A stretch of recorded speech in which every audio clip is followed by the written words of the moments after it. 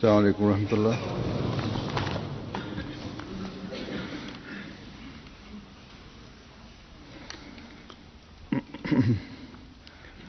أشهد أن لا إله إلا الله وحده لا شريك له وأشهد أن محمدا عبده ورسوله أما بعد فأعوذ بالله من الشيطان الرجيم بسم الله الرحمن الرحيم الحمد لله رب العالمين الرحمن الرحيم مالك يوم الدين إياك نعبد وإياك نستعين اهدنا الصراط المستقيم صراط الذين أنعمت عليهم غير المغضوب عليهم ولا الضالين الله لا إله إلا هو الحي القيوم لا تأخذه سنة ولا نوم له ما في السماوات وما في الأرض من ذا الذي يشفع عنده إلا بإذنه يعلم ما بين أيديهم وما خلفهم ولا يحيطون بشيء من علمه إلا بما شاء وسع كرسيه السماوات والأرض ولا يؤوده حفظهما وهو العلي العظيم.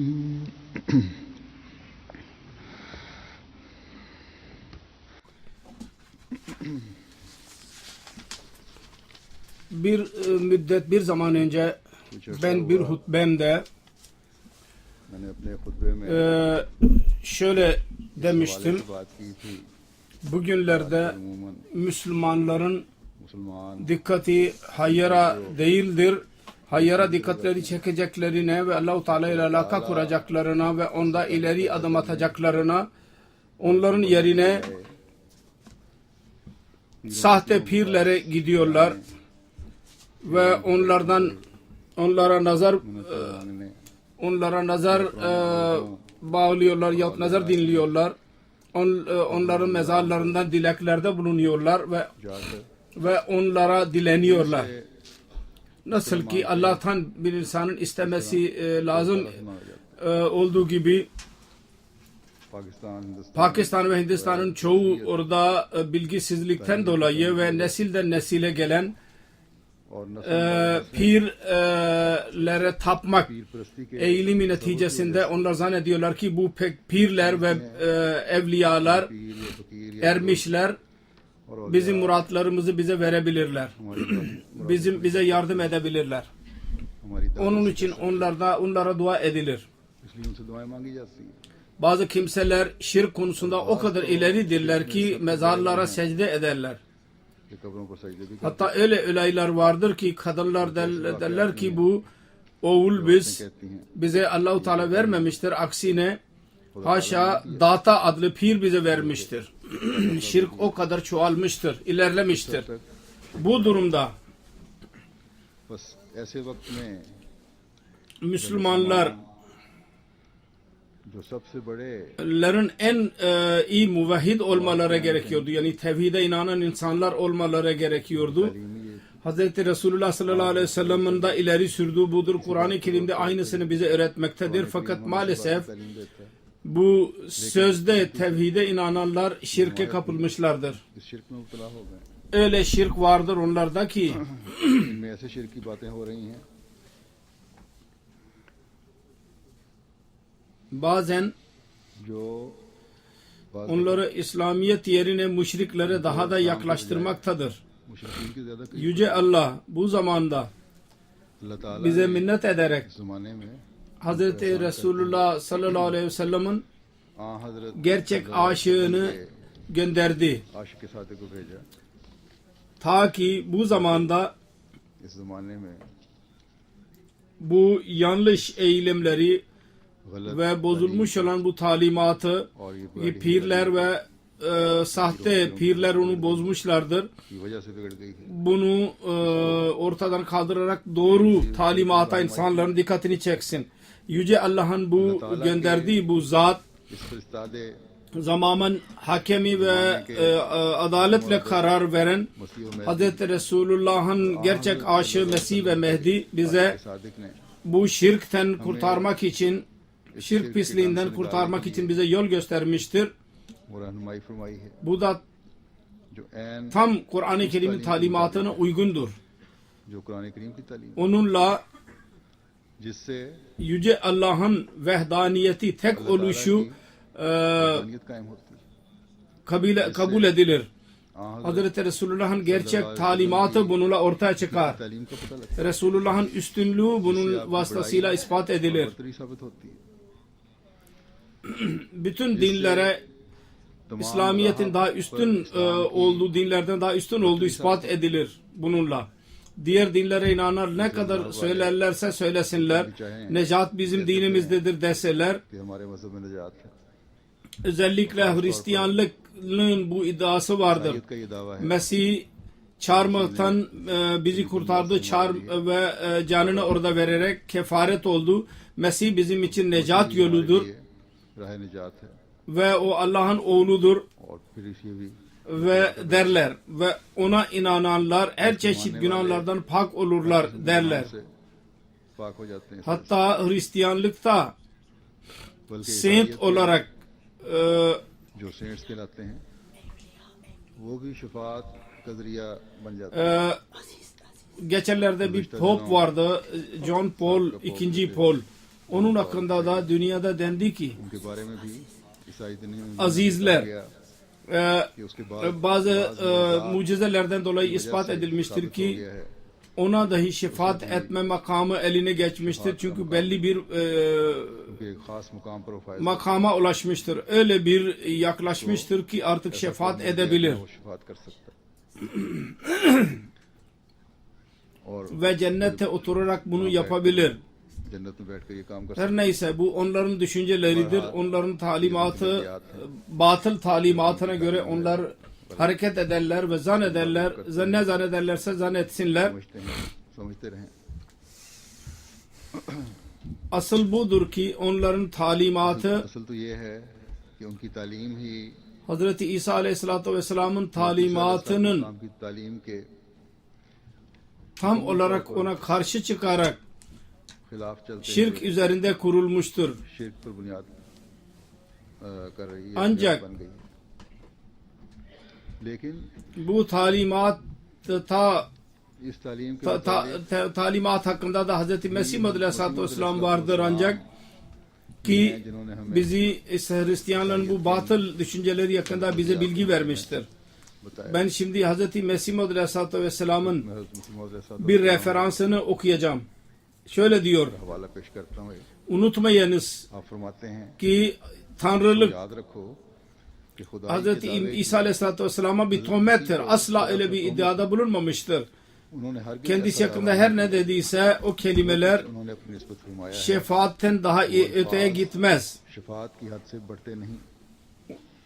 Onun için peygamberlerin şefaatinden kim inkar edebilir? Hz. Musa'nın şefaatinden birkaç defa İsrail oğulları मरतबा बनी ateş kavurucu azaptan kurtuldular ve benim de bu konuda tecrübem vardır. मैं खुद इसमें साहिब तजुर्बा हूँ Ve benim cemaatimin और मेरी ileri gelenleri biliyorlar ki benim şefaatimin neticesinde birçok hastalıklar hastalıklardan kurtuldular ve bu haberler kendilerine verilmiş idi.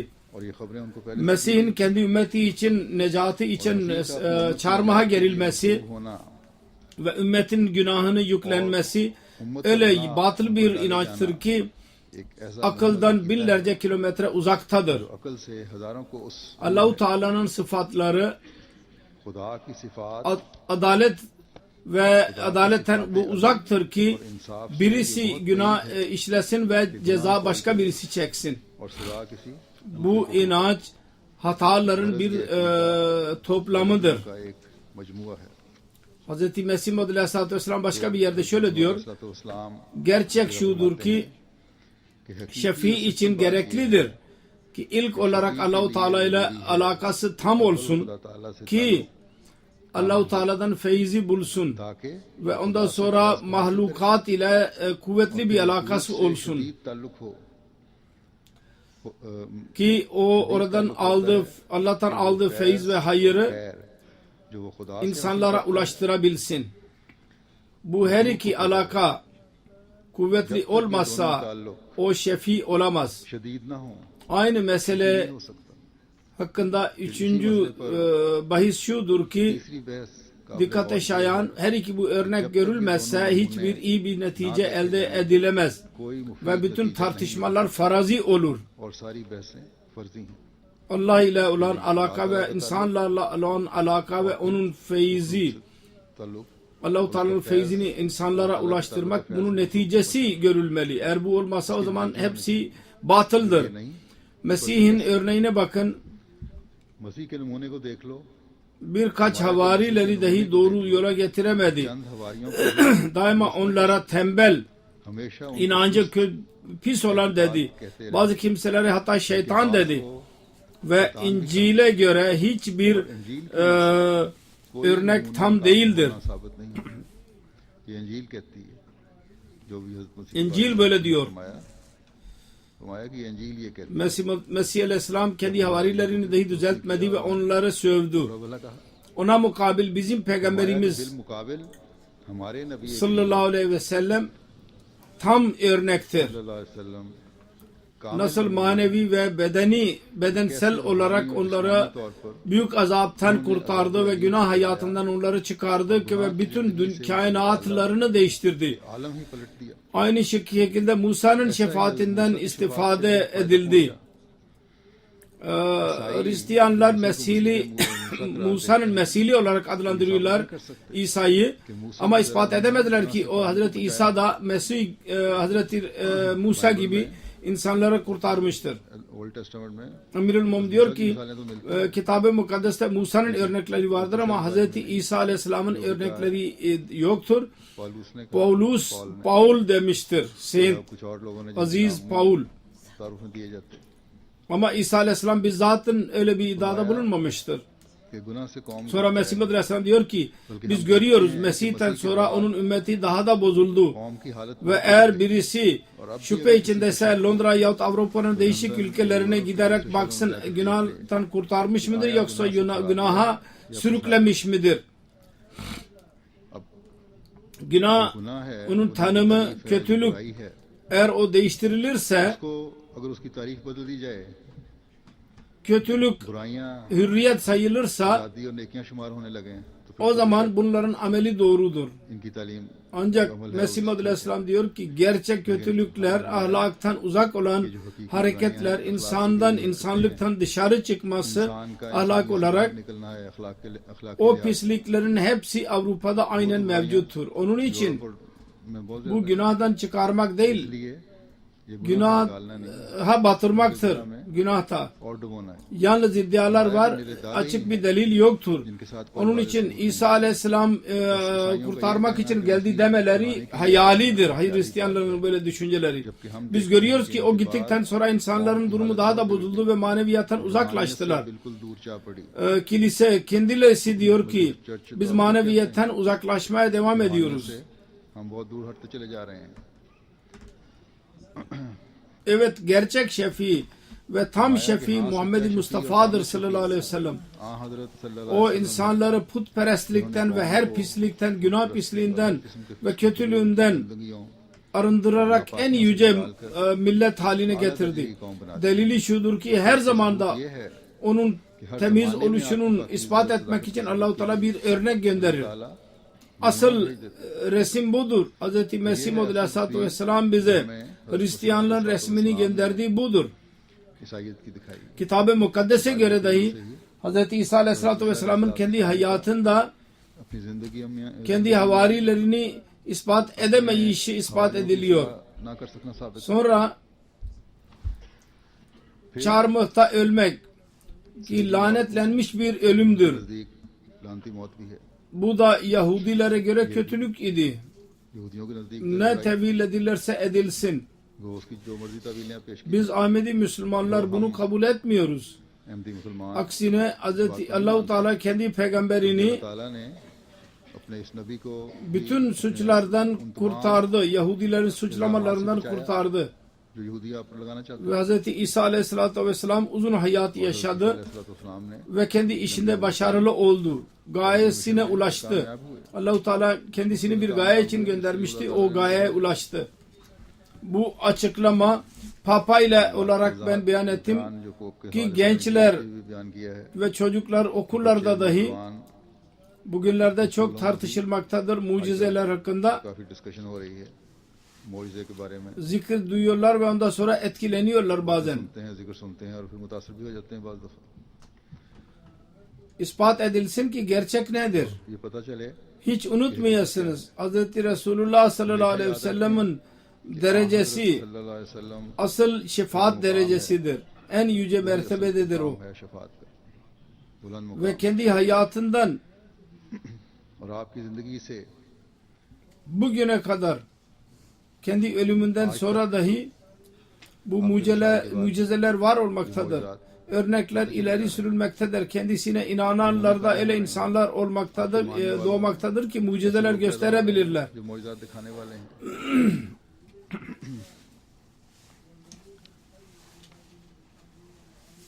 Biz Ahmediler हम अहमदी तो इस बात के बड़े kuvvetli bir şekilde buna inanıyoruz ki Yüce इस Allah बात के कायल हैं। kendi kudretinin अल्लाह ताला manzarasını bugün dahi devam göstermektedir. दिखाता जाता Hazreti Resulullah sallallahu aleyhi ve sellem'e tabi oluşumuz neticesinde ve bize kesin bir inancımız vardır. इस यकीन को भी हम Hiçbir azizin araya girmesine gerek yoktur. Kur'an-ı Kerim'in talimatına göre uymak ve Resulullah sallallahu aleyhi ve sellem'in buyruklarına tabi olmakla Allah elde edilir. खुदा मिलता है। Bu yüce derece Hristiyanlar bir insana ölümünden sonra किसी को किसी के मरने के बाद verdiriyorlar. Onu da Allah vermiyor, insanlar veriyorlar. खुदा ताला नहीं दे रहा बल्कि लोग दे रहे Ki हैं। onun gerçeği acaba bu mucizeler var mıydı yok muydu hiç kimse onu bilmez. थे भी कि नहीं थे। Aksine Polonya'nın bir gazetesi yazmıştır, ona itiraz etmiştir. तक लिखा है इस पर इतराज भी Olabilir ki doktorların bir कि हो सकता है takımı vardır, bu mucizelere karar verir. जो इस मौजूदात के Onlar tam olarak belki teşhis koyamamışlar. Bir kadının Parkinson adlı hastalığı vardı. Belki ona benzer başka bir hastalığı var olabilir. Belli bir müddet sonra kendiliğinden ıslah edilir. जिसकी इस्लाह भी हो जाती है। Durum ne olursa olsun şunu söylemek istiyorum. इस वक्त मैं ये बताना चाहता हूँ Şefaatin gerçek düşüncesi, İslam düşüncesi nedir? सही इस्लामी नजरिया Bir Müslümanın kafasında şefaat nedir ve ne olmalıdır? Kur'an-ı Kerim'de bu konuda birçok ayet vardır. Quran शरीफ में इस बारे में Hz. Mesih Maud Aleyhisselatü Vesselam bize birçok yerde değişik rivayetlere alakalı olarak açık bir şekilde beyan etmiştir bu konuyu. Şefaatin gerçeği nedir? ये बयान फरमाया है कि शफात की हकीकत क्या है। Hz. İsa Aleyhisselatü Vesselam yahut Hristiyanlığın ईसा अलैहिस्सलाम düşüncesine alakalı olarak iki örnek vermiş bulunuyorum. Şimdi demin okuduğum ayeti kerimin Ayetül Kursi olarak adlandırılır. Onun meali şöyledir. कहलाती है। इसका भी तर्जुमा ये है Biz genellikle okuyoruz. Zannederim çoğumuz bunu biliyorlar. Tercümesi şöyledir. तर्जुमा सुन लें। Allah kendisinden başka kulluğa layık olmayan en mükemmel dirilik sahibi olan daima kendi kendine kaim olup bütün yaptıkları ayakta tutandır. O ne uykular ne de uykuya ihtiyacı vardır. Göklerde ve yerde ne varsa hepsi O'nundur. Onun izni olmadan मगर उसके huzurunda şefaatte bulunmak kimin haddi? Yaratıklarından önünde ve ardında ne varsa hepsini bilir. Kulları onun dilediğinden başka ilminden hiçbir şey elde edemezler. Onun ilmi gökleri de yeri de kaplamaktadır. Gökleri ve yeri gözetmek onun asla yormaz. O ulu ve yücedir. Bu ayet hakkında इस आयत के Hazreti Resulullah sallallahu aleyhi ve sellem dedi ki वसल्लम ने फरमाया bu bütün ayetlerin başkanıdır. आयात Ve bunda Allah-u Teala'nın sıfatlarının en güzel resmi çekilmiştir. Hatta Bakara suresinin ilk 4 ayeti ve Ayetül Kürsi ve onunla birlikte 2 ayet ve en son ayet okuyanın evinden şeytan çıkıp koşup gider. शैतान भाग जाता है। Yani eğer onları okursa ve ona dikkat ederse, onu göre amel ederse, onu düşünerek उसको समझे उस पर अमल करने şeytan tabii ki ondan uzaklaşmış olur. तो वैसे दूर Kısacası bu ayetlerde Allah-u Teala bereket koymuştur. अल्लाह ताला ने İslami talimata uyulsun. Allah-u Teala'nın sıfatlarının idrakı içinde olsun insan ve insan kalbini temiz tutmaya çalışsın दिल को daima. हमेशा पाक रखने की कोशिश हो। Bu amellerdir ki bununla birlikte Allah-u Teala'nın lütfu olur ve bu gibi insanlar hakkında hadislerden ispat edilmiştir ki Hazreti Resulullah sallallahu aleyhi ve sellem'in şefaati olur. सल्लल्लाहु अलैहि वसल्लम की शफात होती है। इंसानी Beşeri zaaflarından कमजोरियों से Allah-u Teala onu affeder. अल्लाह ताला Fakat amel hiç olmazsa, लेकिन अमल कुछ ना हो Allah-u Teala'ya yakin olmazsa, अल्लाह ताला namaza dikkat olmazsa, नमाजों को Allah-u Teala'nın buyruklarına amel etmeye अल्लाह ताला के अहकामात पर canı istemiyorsa, o zaman yalnız pirler ve fakirler ve sözde evliyaların mezarlarında dua etmek ve ona bağlı kalmakla इन्हिसार şefaat elde edilemez. Bu da Shafat के समान नहीं होते। bir çeşit şirktir. Yalnız insan sahte pirlere inansın ve onlara sınırlı kalsın. Hristiyanlar zahirde şirk ederler ve burada Müslümanlar da hem zahiri hem de gizli her iki çeşit şirk bulunmaktadır. दोनों तरफ Kısacası bu ayette बहरहाल bir mesaj vardır. काम है Hz. Mesih Maud Aleyhisselatü Vesselam'ın tefsirlerine göre onu beyan ediyorum. रोशनी में ही Şöyle diyor. Allah-u Teala dedi ki आप फरमाते हैं Allahu la ilahe illa huve फरमाया al hayyul kayyum. İllahu al hayyul kayyum. Allah öyle bir zattır ki यानी अल्लाह ताला bütün kamil sıfatlar ondadır ve her eksiklikten uzaktır. और हर एक नक्स से मुनज़्ज़ह है, हर एक नक्स से पाक है। वही İbadet edilmeye layık ancak odur. मुस्तहिक इबादत है। Zaten onun vücudu उसी का वजूद बदीउ सबूत है, o क्योंकि वो hayy bizzat ve kaim bizzattır. Yani diridir, yaşıyordur, ebedidir रहता है, अपनी जात में ve ebediyen kalacaktır. Ve o onun dışında başka hiçbir şeyde bu sıfatlar और yoktur. किसी चीज में Kendi zatında yaşayamaz hiçbir şey. नहीं पाई जाती। फिर आपने वजाहत diğer करवाई, bütün mahlukat तमाम gördüğümüz चीजों में जो भी मखलूक है, जो भी दुनिया में हम देखते हैं, कोई चीज hiç öyle bir şey yoktur ki bizzat kendisi olsun ve devam etsin. Bu yalnız Allah'ın zatıdır. ये सिर्फ खुदा Ebedidir ve ebedi olarak जो kalacaktır. हमेशा से है और हमेशा Diğerlerin hepsi onun mahlukatıdır. बाकी सब उसकी मखलूक हैं। Belli bir zaman onlara hayat verilir yahut vücuda gelirler ve ondan sonra sona ererler. वजूद में आती हैं, Ebediyen kalamazlar.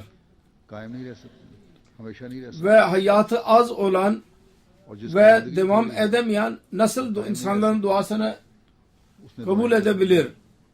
उसने किसी को कबूल Birisine nasıl çocuk verebilir? और किसी को औलाद क्या देनी है? Allah tek bir zattır. अल्लाह ही एक जात है Bütün kuvvetlere sahip olan, ebedi olan ve ebedi kalacak olan. हमेशा से है, हमेशा रहेगी। Bu ayetin başında dahi ilk olarak bu beyan edilmiştir. पहले ये बात बता दी। Sizin ibadet ettiğiniz zat Allah'tır. Onun dışında başka bir ibadete layık olan bir şey yoktur. और मख्फी शेर हर एक से Eğer onun sıfatlarından feyiz bulmak istiyorsanız Faiz पाना है। Allah-u Teala dedi ki bu da Allah'ın sıfatıdır. Ki hiç uykuya dalmaz, uyuklamaz. उसे नींद नहीं आती, ना ऊँग आती है, तो हर वक्त Daima mahlukatını gözetmektedir. पर नजर है और Bütün nizamı ayakta tutmaktadır ve yorulmaz को चला रहा है da. और वो थकता नहीं। Bizim sahte pirler yorulurlar. हमारे पीर फकीर थक जाते हैं, Hatta बल्कि अक्सर तो bugünkü आजकल के yahut sahte pirlerin çoğu hepsi पीर बने हुए हैं, namaza ve ibadete asla dikkat etmezler. इबादतों की तरफ तवज्जो ही नहीं, Çok fazla yemek yerler ve fazla uyurlar. और पुरखोरी करना और सोए रहना उनका काम। तो Şefaatin bir yönü bunda beyan edilmiştir. Şefaat olur tabi. Shafat का मसला सही है। Geçen hutbemde birisi bana sorduydu. खुतबे का जो मैंने जिक्र किया उसके बाद Siz dediniz ki sanki इस तरह आपने जाहिर hiçbir किया कि şekilde şefaat olamaz. किसी किस्म का Shafat Yok ben öyle demedim. Şefaat olur ama bu pirlere Allah-u Teala bu hak vermez. Der ki bir iznehi. Allah-u Teala'nın izniyle şefaat olabilir. अल्लाह ताला Bugün kim iddia edebilir? Müslümanlarda da. कर सकता है। Şüphesiz İslam बेशक इस्लाम Allah'ın son ve tam dindir ama denemez ki और मुकम्मल दीन है ona tam olarak uyanlar कि इसके उस पर Allah-u Teala tarafından her çeşit şefaat iznine sahiptir. जो है शफात का इज़्न Her kim Mesih Muhammed Aleyhisselatü Vesselam'ı kabul etmediyse मसीह मौद अलैहिस्सलाम o Allah-u Teala'nın emrinden zaten dışarı çıkmaktadır. तो अल्लाह ताला के हुक्म से वैसे ही Ahmediler बाहर ne kadar ermiş olursa olsun, Allah-u Teala ile alakası olsun, हो कोई şefaat iddiasında bulunamazlar. लेकिन Shafat Hz. Mesih Mevud Aleyhisselam मसीह मौद अलैहिस्सलाम bizzat bir hadiseden bahsetmiştir. Hz. Muhammed Ali Han'ın बयान फरमाया आपने oğlu bir defa şiddetli bir şekilde hastalandı. Bana dua etmem ricada bulunuldu. Mesih Muhammed Aleyhisselatü Vesselam diyor, मसीह मौद अलैहिस्सलाम Hz. Nevab Muhammed Ali Han'ın Mohammad अली Khan fedakarlığını gözünde bulundurarak dua etti. गिली दुआ की Sağlık için dua etti ve cevap verildi Allah-u Teala tarafından. Sağlık elde edilemez. मिला कि Hz. Mesih Muhammed Aleyhisselatü Vesselam dedi ki dua değil ise ben şefaat ediyorum. Onun üzerine Mesih Muhammed Aleyhisselam diyor ki Allah-u Teala tarafından cevap verildi. ने फरमाया कि मुझे अल्लाह ताला की Sen kim oluyorsun izin olmadan şefaat ediyorsun? Sen de kimsin? कहते मैं काम के रह Ve belli bir müddet sonra Allah-u Teala benim durumumu görünce फिर अल्लाह ताला ने जब ये हालत देखी innaka antal mecaz dedi. Sana izin veriliyor. Şefaat izni. Ve ondan sonra dua etti Mesih Muhammed Aleyhisselam ve Allah-u Teala'nın lütfuyla उसकी दुआ की उन्होंने और Hazreti Muhammed Ali Han'ın oğlu uzun zaman ondan sonra yaşadı, hayat yaşadı. बार से जिंदा रहे। Bir hadiste vardır. Hazreti Resulullah sallallahu aleyhi ve sellem'e da izin verilirse ancak o zaman şefaat edecek.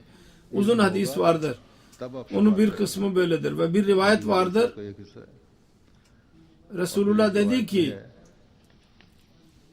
Ziyad bin Abi Reha Beni Mahzum'un kölesi olan जो kölesiydi. के गुलाम थे, Hazreti Resulullah'ın bir hizmetçisi vasıtasıyla rivayet eder. खादिम Resulullah sallallahu aleyhi ve sellem hizmetçine sorardı. करीम सल्लल्लाहु अलैहि वसल्लम Senin bir ihtiyacın var mı? थे कि Bir gün o dedi ki ya Resulallah benim bir ihtiyacım vardır. उसने कहा कि या रसूल Söyle neymiş o? मेरी एक हाजत है। Hizmetçi arz etti ki benim hizmet ihtiyacım budur ki siz अर्ज की kıyamet gününde bana şefaat edin. क़यामत के रोज़ Resulullah dedi ki शफाअत फरमाएं। kim senin dikkatini bu yöne çekti? Dedi ki benim Rabbim. Resulullah dedi ki neden olmasın? आप सल्लल्लाहु अलैहि वसल्लम Sen secdenin çokluğuyla bana yardım et. बस तुम सजदों की Müsned Ahmet bin Hanbel'in hadisi var. मुस्लिम अहमद बिन हंबल की हदीस है। Şefaat istiyorsan बस शफाअत अगर चाहते हैं, secdelerin çokluğuna ihtiyacımız var.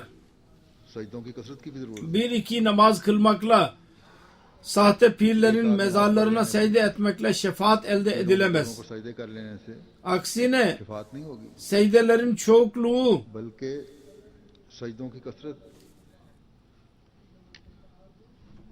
चाहने से çoklukla secde etmekle şefaat edilir. Ve secde de haliseten Allah huzurunda yapılan secdeler olmalı. Allah-u Teala कि हुजूर की जाएं। tek bilerek eda edilen secdeler gereklidir. Yüce Allah bütün hacetleri अल्लाह को ve gideren olarak kabul edilmeli. Yüce Allah öyledir demeliyiz.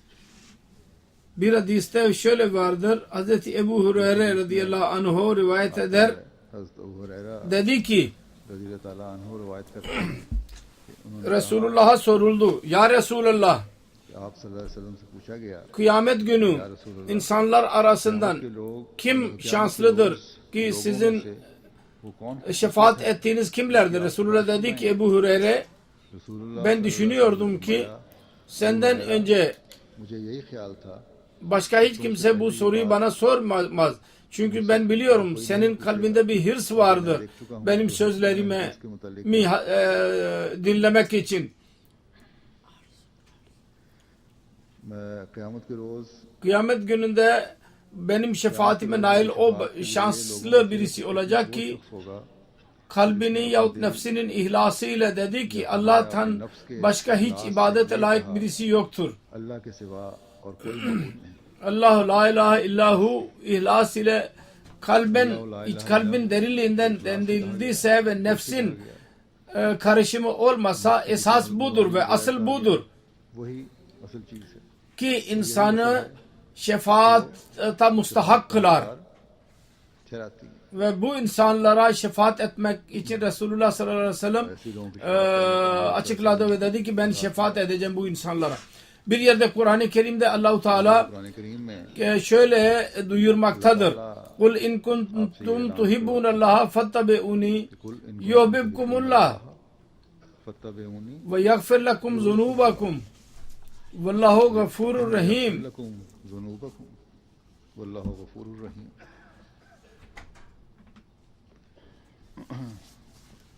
De ki eğer Allah'ı seviyorsanız bana tabi olun. Allah da sizi sevecek ve sizin günahlarınızı affedecektir ve Allah çok bağışlayan ve sık sık rahmet edendir. अल्लाह बहुत बख्शने वाला और बार बार रहम करने वाला है। Vallahu gafurur rahim. वल्लाहु गफूरुर रहीम। Bu ayet bir yerde Hristiyan ve Yahudiler için apaçık bir duyurudur. लिए खुला ऐलान है। Sizin bu duyurunuz ki biz Allah'ın sevgilisiyiz ve onun evladıyız. Özellikle Hristiyanlar diyorlar ki biz Allah'ın çocuğuna inanan insanlarız. Allah-u Teala bizi sevmektedir. मानने वाले हैं Bizim için necat vesilesi olduğu o. Allah-u Teala der ki के बायस बन गए sizin bu iddialarınızın hiçbir anlamı yoktur. कि तुम्हारे दावे कोई हैसियत नहीं। Şimdi Resulullah sallallahu aleyhi ve sellem'e tabi olmak अल्लाह सल्लल्लाहु अलैहि वसल्लम Allah-u Teala'nın sevgilisi haline getirebilir bizi. Bütün dünya insanlarına bir meydan okumasıdır. Bizim için de bunda bir buyruk vardır. Sözde İslam değil. यही हुक्म है, Resulullah sallallahu aleyhi ve sellem'e tabi olmamız gerekir. बल्कि पैरवी रसूल सल्लल्लाहु अलैहि वसल्लम की जरूरत है। Ve Resulullah sallallahu aleyhi ve sellem öyle bir zattır आप ki सल्लल्लाहु अलैहि वसल्लम वो en fazla जो Allah-u Teala'nın sıfatlarını bilendir अल्लाह ताला की सिफात को ve onu hayatının bir parçası haline getirmiştir. जिंदगी का हिस्सा बनाने वाले थे। Eğer kendisinden şefaat istiyorsak अगर आपकी शफात से o zaman Resulullah'ın sünnetine de bağlı olmalıyız.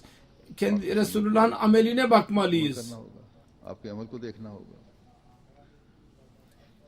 अपने ऊपर Üzerimizde Kur'an-ı Kerim'in buyruğunun altına girmeliyiz. क्योंकि Kur'an-ı Kerim hakkında Hazreti Ayşe radıyallahu anh'a demiştir Resulullah sallallahu aleyhi ve sellem hakkında kana hulukuhul Kur'an.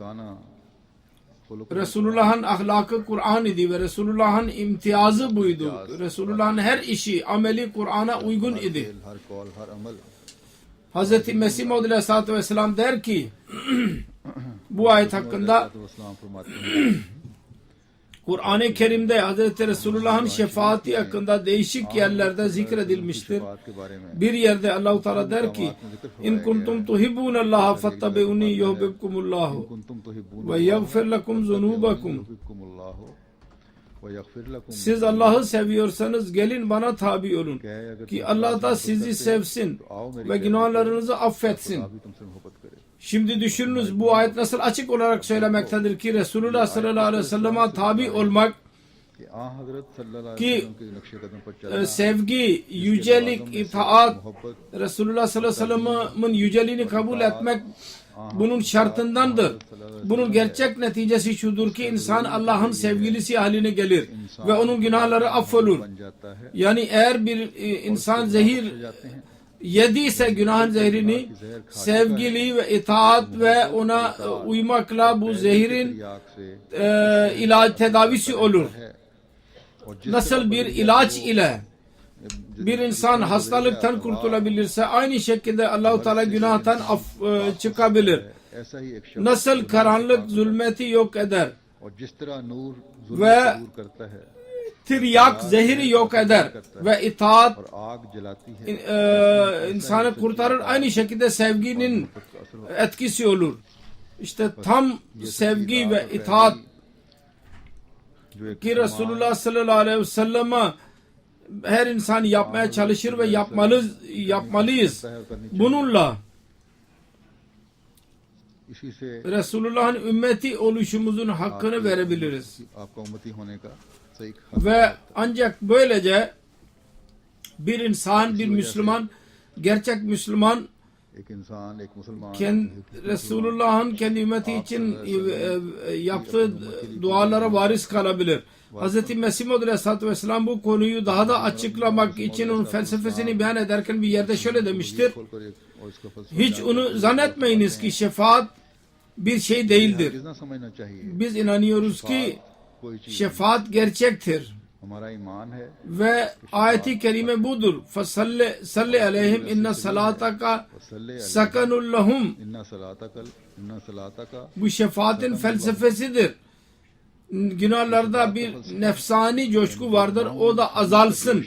Şefaatin neticesini der ki günahın hayatı bitsin ve nefsani hisler yok olsun. जोशों और जज्बात Soğusun onlar एक बरूदत आ जाती है। ve günahlar hiç işlenmesin. का सदूर बंद होकर Bilmukabele hayır söz konusu olsun. बिलमुकाबिल İşte şefaat meselesi amelleri zayi bırakmamıştır.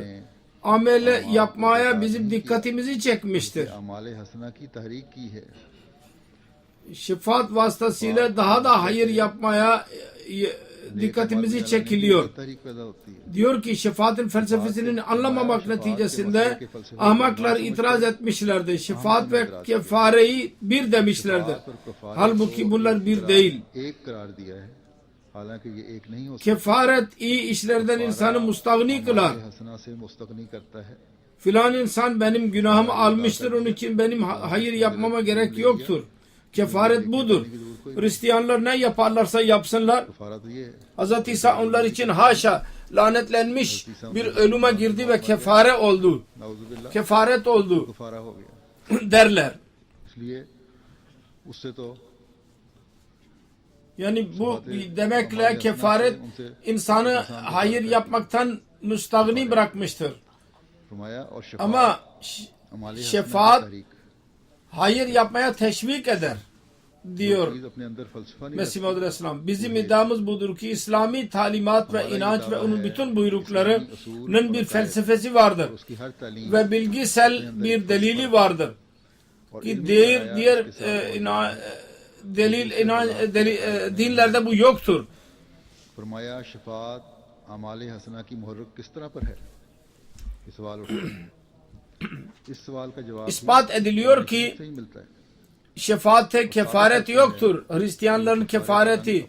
Çünkü buna जो ईसाई मानते हैं क्योंकि इस पर şefaat neticesinde tembellik söz konusu olmaz. जिससे काहली और सुस्ती पैदा Kefaret ta eğer inanırsak tembellik söz konusu olur. अगर इसी पर इंसार करें Aksine Allah-u Teala der ki İza sa'alaka ibadi enni fe inni karib. इज़ा सआल Benim kullarım फ़इन्नी करीब यानी जब मेरे बंदे benim hakkımda sana sorarlarsa ben nereyim derse de ki ben yakınım. कि वो कहाँ है Yakın olan her şeyi yapabilir. Uzaktaki ne yapabilir? करीब वाला तो सब कुछ Eğer ateş varsa दूर वाला क्या करेगा uzak haber alana kadar तो दूर वाले को o her şey yanmış olur. Onun için de ki ben yakınım.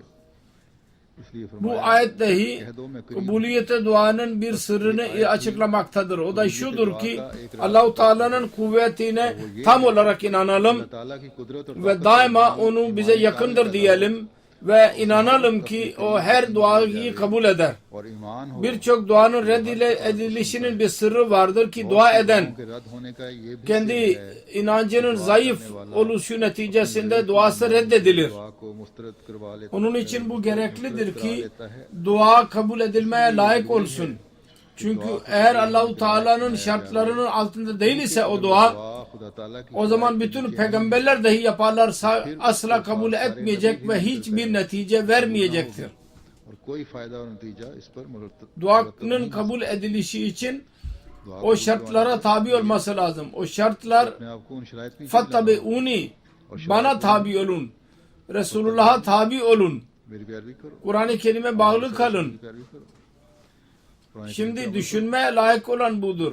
फरमाया Bir tarafta Resulullah dedi ki salli aleyhim inne salataka sakanun lahum. सल्ले अलैहिम इन्ना सलातका सकनुन Senin सकनुन लहुम namazı neticesinde onlar teselli bulurlar.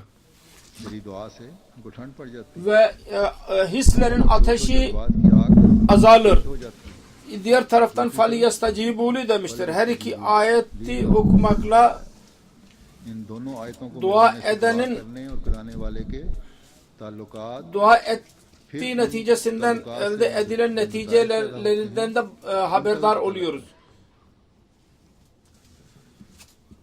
Dua eden ve dua ettirenin kendi aralarındaki alakaları belli olur ve onun neticeleri belli olur. Allah'tan isterse ona tam bağlı kalsın, tam imanı olsun ve ondan sonra Resulullah sallallahu aleyhi ve sellem'e kendi ümmeti için yaptığı dualar için de dualara da varis olur ve onun neticelerini görebilir. नजर आते हैं Çünkü yalnız buna क्योंकि सिर्फ sınırlı kalınmamıştır ki Resulullah'ın şefaati yeterlidir. हजरत सल्लल्लाहु अलैहि वसल्लम Ve की hiçbir şey yapmayalım. Hayır. और खुद कुछ ना किया जावे Ve Resulullah sallallahu aleyhi ve sellem'in şefaati ve duanın asla ihtiyacı dahi yoktur demek bu da faydalı değil. Demek ki insanın kendi ameli अपने अमल इसका अल्लाह ताला halis bir şekilde Allah-u Teala'nın huzurunda eğilmesi, onun ibadetini yerine getirmesi, उसकी इबादत करना kendi hacetlerini ondan istemesi, bütün bunlardır ki अपनी हाजात मांगना Resulullah sallallahu aleyhi ve sellem'in ümmetinin gerçek ferdi haline getirir. कि उम्मत का हकीकी फर्ज बनाती हैं Aynı şekilde başka bir iktibas vardır. इसी तरह एक और इक़्तिबास Diyor ki dua ancak आपने फरमाया kendisini ıslah edene fayda verebilir. Ve Allah-u Teala ile alaka Kur'an'a faydalı olabilir. Peygamber birisi için şefaat ederse ancak şefaat edilen kendi ıslahını etmezse ve gaflet hayatından çıkmazsa ना करे o şefaat kendisine asla fayda vermeyecektir. Bir hadiste vardır. Hazreti Resulullah sallallahu aleyhi ve sellem dedi ki, Hazreti Ebu Hureyre radıyallahu anh rivayet eder. Dedi ki, her peygamber için özel bir dua vardır. O peygamber dua eder. Ve ben isterim ki ben bu duayı, özel duayı kendi ümmetimin şefaati ki ümmetim için kıyamete kadar saklayacağım. Allah-u Teala bize ve bizim kıyamete kadar olan nesillerimizi Resulullah sallallahu aleyhi ve sellem'in ümmetinde tam olarak ona girmeleri kılsın ve şefaatte nail olsunlar. Ki şefaatte nail olsunlar. Mesih Muhammed Aleyhisselatü Vesselam'ın şefaatle alakalı olarak bazı duaları beyan edeceğim. Aynen kemalat-ı İslam'da bunlar vardır. Diyor ki Mesih Muhammed Aleyhisselam, Hazır Resul'el Karima khayra ma tujza ahadun minel vara ve tevaffana fi zumratihi ve ahşurna fi ummatihi ve azkena min enehi vec'alha lana as-sukiya vec'alhu lana şefi'an al-muşaffa fil ula vel ukhra. Rabbi fetakabbal minna hazad dua ve avena fi hazad zara. Bunun meali şöyledir. Bu Yüce Resul sallallahu aleyhi ve sellem'e bizim tarafından en güzel mükafat verir ki başka mehlukatın ve bizim onun ümmetinde kalarak bize ölüm ver ve onun ümmeti olarak bizi kaldır. Onun pınarından bize su ver. O pınar bizim için su veren olsun. Hem bu dünyada hem de ahirette bizim için şefaat veren ve şefaati kabul edilen haline getir. Ey Rabbi bizim bu duamızı kabul et ve bizi bu sığınakta bize yer versin. Sonra bir yerde diyor ki Allahumma fassalli ve sellim ala zalika şefi'il muşaffa'i el munacci li nev'il insan. Ya Rabbi selam ve lütufet bu şefaat edene ki onun şefaati kabul olunur. Bu insanlara necat verendir o. İnsanına necat veren yalnız ve yalnız Muhammed Mustafa sallallahu aleyhi ve sellem'dir. Sonra der ki Rabbi ya Rabbi isma duayı fi kavmi ve tazarru'i fi ihvati inni atavassalu ileyka aleyka bi nebiyyika khatamin nebiyyina ve şefi'il muşaffi'ina al muznebin. Ey benim Rabbim, benim kavmim hakkında benim duamı kabul et ve benim kardeşlerim hakkında benim tazarrularımı kabul et. Ben senin peygamberin Hatem-ül Nebiyyin ve günahkarlar için şefaat edenin vesilesiyle sana dua ediyorum. Hazreti Mesih Muhammed Aleyhisselatü Vesselam Hazreti Resulullah'ın yüce makamı hakkında der ki son bir referans okuyorum dedi ki insanlar için yeryüzünde başka bir kitap yoktur ancak Kur'an vardır ve bütün insanlar için şimdi bir Resul ve Şefi yoktur ancak Muhammed Mustafa sallallahu aleyhi ve sellem vardır. Onun için çaba sarf ediniz ki tam sevgi bu yücelik sahibi peygambere bağlayın ve onun yabancısını ondan daha üstün tutmayın ki gökyüzünde necata kavuşmuş sayılasınız. Ve unutmayasınız ki necat öldükten sonra belli olmaz. Gerçek necat bu dünyada kendi nurunu gösterir. Necata kim kavuşmuştur? Yakine sahip olan ki Allah doğru haktır. Muhammed sallallahu aleyhi ve sellem onunla ve bütün insanlar arasında aradaki şefidir. Ve gök altında ona eşit başka bir Resul yoktur. Ve Kur'an'a eşit bir kitap yoktur. Ve başkası için Allah-u Teala istemedi ki ebediyen yaşasın. Fakat bu yüce peygamber ebediyen yaşamaktadır.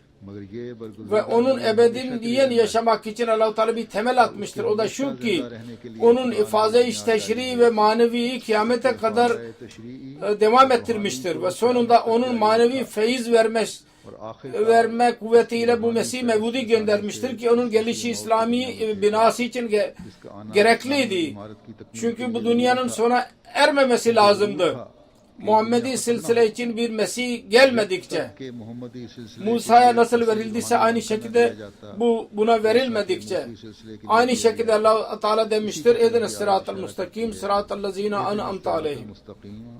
सिरातल्लज़ीना अनअमता अलैहिम। Şimdi ebediyen yaşayacak olan Muhammed Mustafa'dır sallallahu aleyhi ve sellem ve kendi feyzinden feyiz bularak Yüce Allah bir Mesih ve Mehdi göndermiştir. Ona inanmak ve onunla birleşme gereklidir. Allah-u Teala tam olarak bu kuvveti kuvvetlendirme, bu alakayı kuvvetlendirmemizi bize nasip etsin. Amin. Yüce Allah bize bu Mesih ve Mehdi ve Muhammed Mustafa sallallahu aleyhi ve sellem'in ona tabi olarak gelen bu Allah'ın peygamberinin cemaatine alakamızı daima zinde tutmamızı bize nasip etsin. Amin. Ve daima biz Allah-u Teala'nın mükafatlandırdığı taifeye katılarak Allah-u Teala'nın lütuflarını toplayanlar olalım. अल्लाह ताला के फजलों को हासिल करने वाले बनते चले जाएं।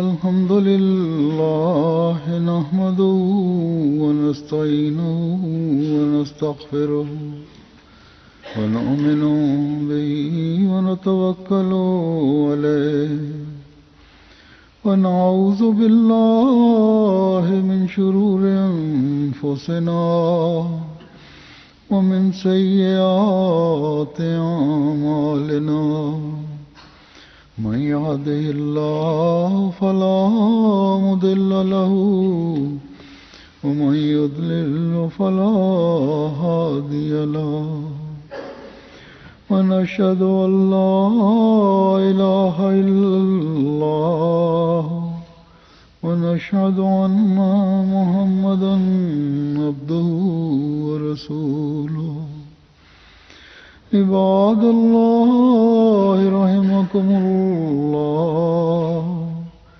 إن الله يأمر بالعدل والإحسان وإيتاء ذي القربى